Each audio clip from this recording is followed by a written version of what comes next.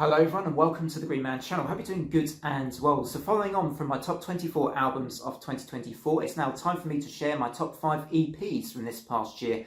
And I have to admit I don't listen to nearly as many EPs as I do full-length albums, so this list of 5 is just a selection of 5 of my favourites from that relatively small pool of EPs that I've actually listened to during this past 12 months. But I still feel there's definitely something to offer here from these 5 EPs. And if you enjoy the sorts of genres that I talk about on this channel, I think hopefully there's a good chance you'll find something here you might quite like. And there's a nice mix here as well, I think, of bands that are pretty well established alongside bands who are quite new as well and who may be ones to watch for the future and who I think have offered, some EPs which show a lot of promise for what we might get from those bands in future years. So anyway, no reason to waste any more time. Let's start with my list of my top 5 EPs from 2024. And at number 5, we've got Dilith with their latest release, Altar. Now, I had the privilege of interviewing the lead singer of this band, Krista Sion, earlier this year on Symphonic Sundays. And this is a symphonic metal band, but they are quite an expansive symphonic metal band. In fact, in this EP, they explore Celtic and folk music, and also they go a bit exotic and Middle Eastern in songs like Shadow Dancer.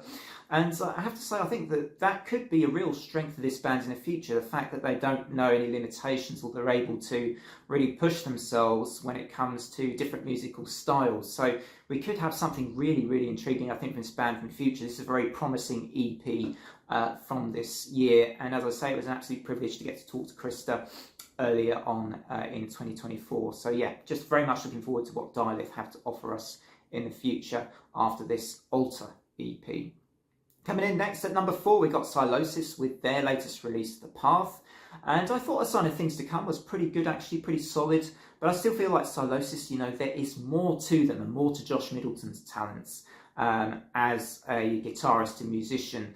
And I have to say, I felt whilst he was with Architects, he was sort of inhibited. And that's not necessarily the fault of Architects, but I think their style is, it doesn't allow Josh to really explore the fullness of his abilities as a musician. I feel like Sylosis gives him a bit more room, it's very much his project and his band. It just gives him a bit more room to explore his strengths. I feel like he really does bring those into this pretty concise and focused EP. It's almost like he's getting back on the Sylosis path, and yes, that pun was very much intended. And yeah, I really enjoyed this one. I particularly like tracks like No Saviours on here and the opening track, The Path. They're just both really fantastic songs on this release. So Sylosis, The Path is my number 4. Next up at number 3, we've got Counterparts with Heaven Let Them Die, a metalcore release from this year. And this one did the rounds on lots of reaction channels, I noticed. And actually, I think that's how I sort of got, wind of the name Counterparts.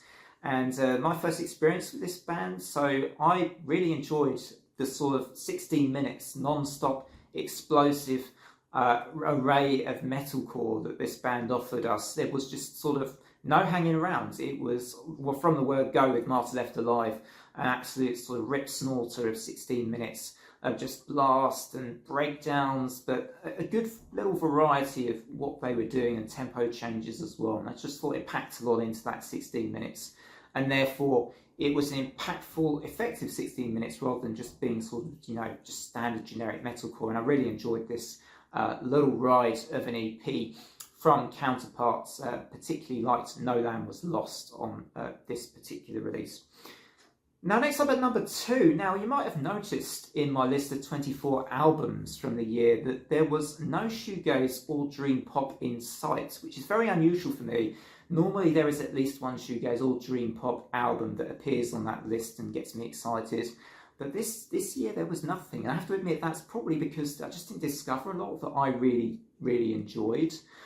This being an exception, this EP though, this is from a band that I've just very recently discovered. They seem to be quite a new band, fronted by a multi-instrumentalist called Jess Webberley.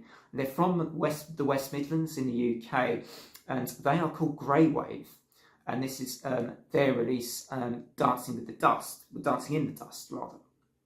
And They offer up a shoegaze kind of style, but it's very much of the alternative metal sound of the 1990s, a little bit grungy as well in style. I feel like a certain dude that likes to hang out on couches would definitely enjoy this particular release. I found this, highly enjoyable. I think this band have a lot of promise for the future, for the near future even. I think with releases like this and the songs that are on here, yes, they are very much a little bit sort of, you could say, oh, they're very derivative of that 1990s alternative metal type style and grungy style, but the songs are very immediate and they don't sound like songs I've heard before. So whilst they have that familiar sound, the songs sound very fresh. If I can try and make sense like that, the songs just sound new to me. And that's what's exciting about this group, I think, is that the songs feel like they are immediate, they're affecting, and really well done. I love tracks like Dark Spell and Undone on this release. Just really interesting, really quite captivating from the word go. So yeah, I look forward to what Grey Wave have to offer us in the near future. That's my number 2, Grey Wave and Dancing in the Dust.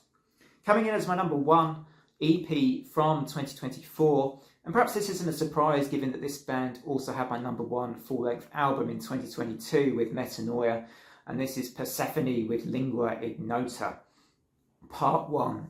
And this is a real fantastic release, the latest release from Persephone, I think, that shows just their ability. I mean, this is a band that are technically very, very good, but they always manage, I think, to bring out the best of that technicality and to make that technicality work with their own kind of, their own brand of progressive metal. This is just a very dynamic, very interesting range of tracks, and I particularly love Lingua Ignota, sort of showing off 7.5 minutes, I think, of the best of what this band has to offer.